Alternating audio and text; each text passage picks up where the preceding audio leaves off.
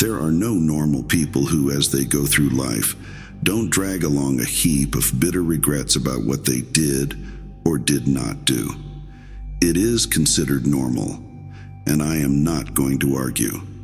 If you come across a person who does not regret a single one of their actions, my advice to you is run away from them as fast as you can. My burden of regrets, as you will soon find out, is extraordinarily heavy. I will tell you about one act I committed in my childhood. It still weighs on me to this day. Likely I will achieve nothing by presenting it to you, but I hope it will make someone feel a bit lighter when they realize the more dreadful mistakes others are capable of. You see, I don't have a brother. However, in August 1991, I still had one. Every summer, our parents would send us off to a frightful backwater, a tiny town to our maternal grandmother, for at least a month.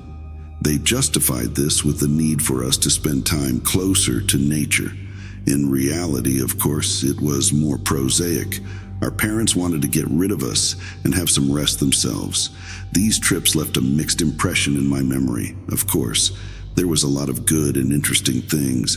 In the countryside, kids can find plenty of ways to entertain themselves, as you well know. But the feeling of a carefree summer was greatly spoiled for us by grandmother. I capitalize this word not without reason. Our grandmother was, as far as possible, from the image of a kind fairy tale granny who bakes cookies and tells bedtime stories. Frankly speaking, and years later I see this even more clearly, grandmother was a detestable, half-mad, spiteful hag who drove her quiet and docile husband to the grave. I hardly remember our grandfather. My brother, being 3 years older than me, remembered him much better and always spoke of him warmly. Perhaps that was why, if grandmother was relatively tolerant towards me, she openly hated my brother. It makes it all the harder for me to understand the selfish stance of our parents, who year after year left us in the care of this old and sick woman. Oh, they were aware of her character, especially father, but to all our protests there was one answer. Now, don't make things up. Listen to your grandmother, she's old. Don't upset her. I was terrified of grandmother to the point of convulsions. That summer, my brother and I were 9 and 12 years old, respectively.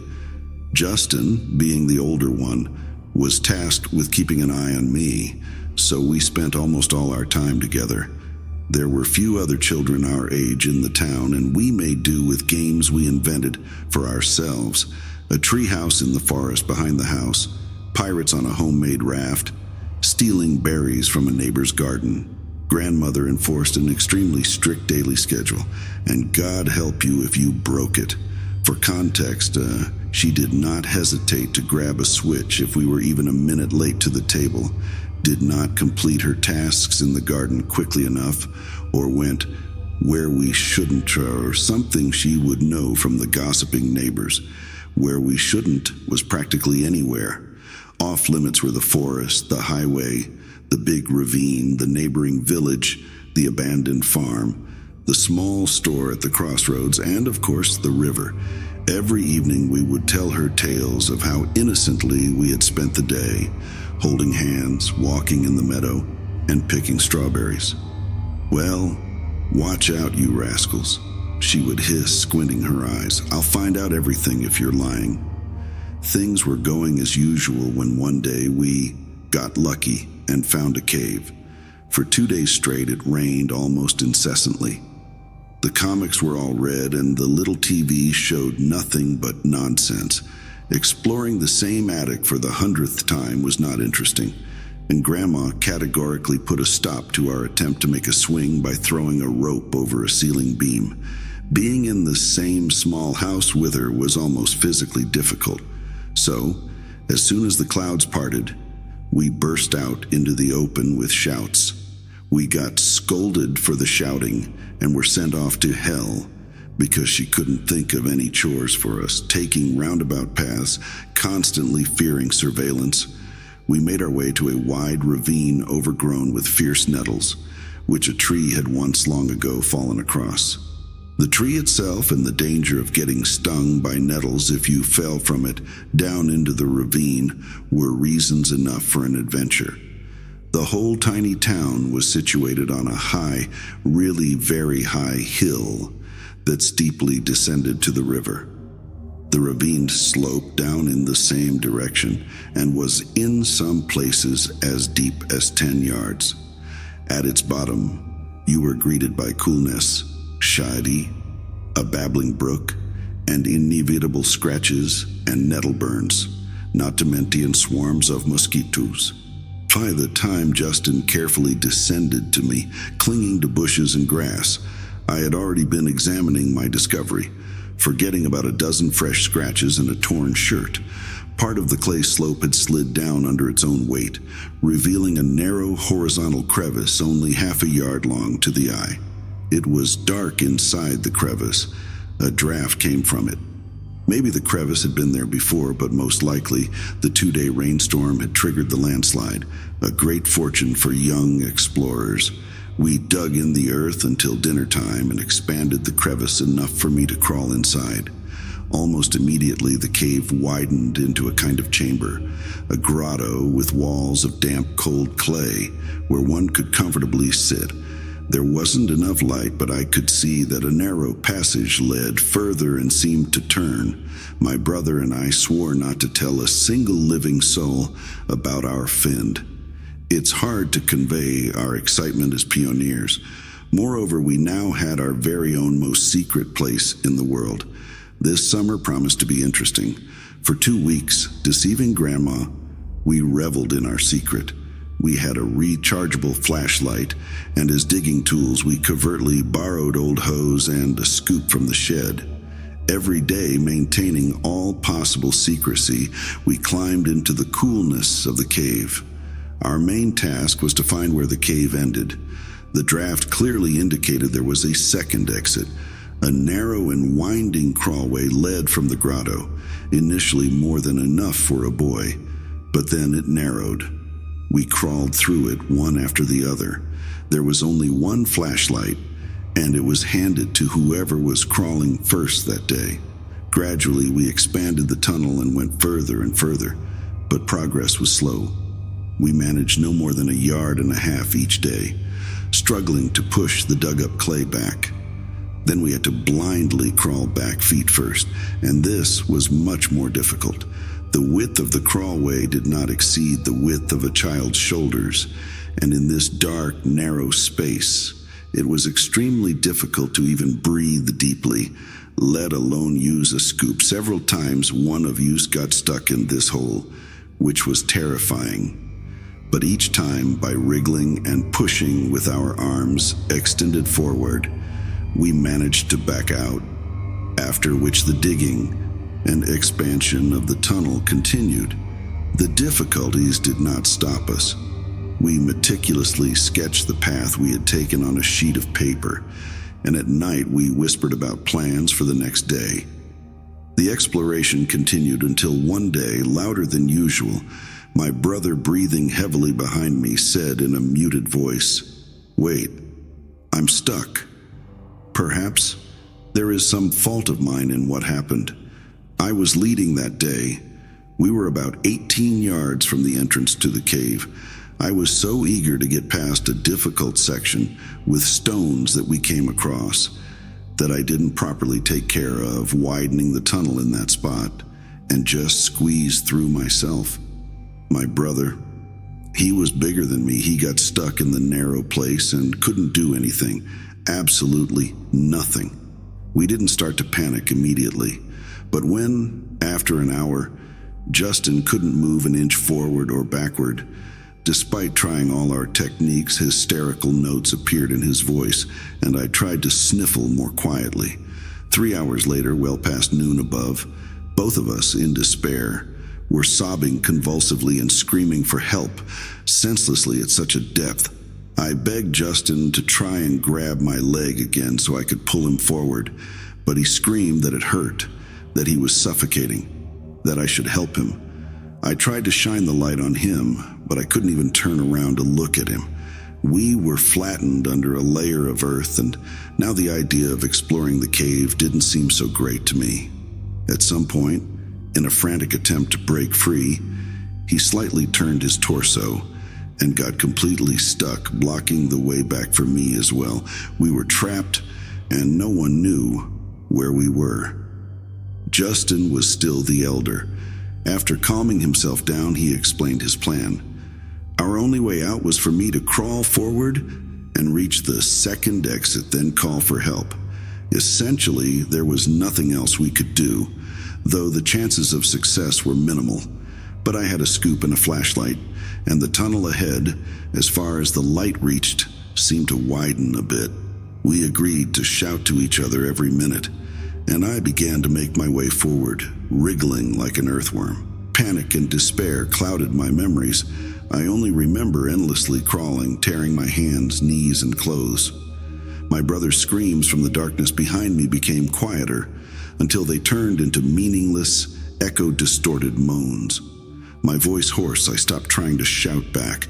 Light appeared ahead. I emerged from the ground, scattering lumps of wet dirt at the very bottom of the same ravine, at its beginning, next to the stream, and a pile of trash that the nearby houses had been dumping for years. Crying from happiness, I struggled to my feet and looked at myself. Terrible. I needed to rush for help, but where? And what would Grandma say? She would kill me, kill us both, completely.